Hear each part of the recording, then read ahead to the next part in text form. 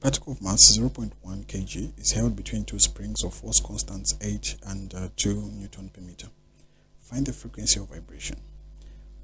So first of all, it's important to note that this is representing springs that are in parallel. So it will look something like this. So I have a spring here, and I have another spring here, and the object in question is connected between them, so it's somewhere here. So this is the object we're talking about. So since these springs are in parallel, so let's say this is K1, spring 1, this is spring 2, representing the two constants. Then the effective spring constant, remember F is equals to negative Kx.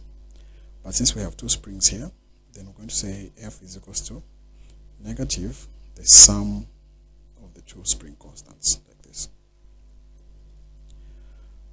So to find the effective spring constant, we just have to sum the two, that is K1 plus K2. So the effective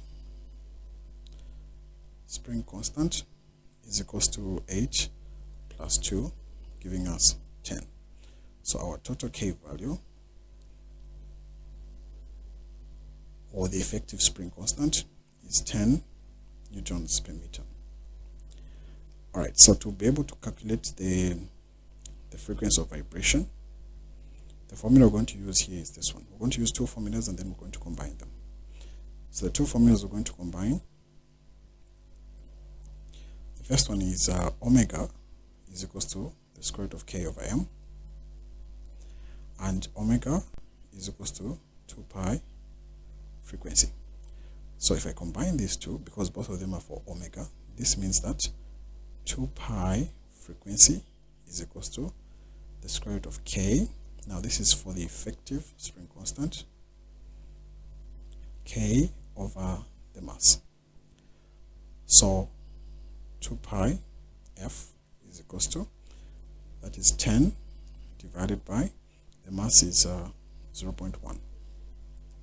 So 10 divided by 0.1 is 100. And remember, there's a square root there. So we'll say 2 pi is equals to the square root of 100. So 2 pi F is equals to 10. So 10 divided by 2 pi.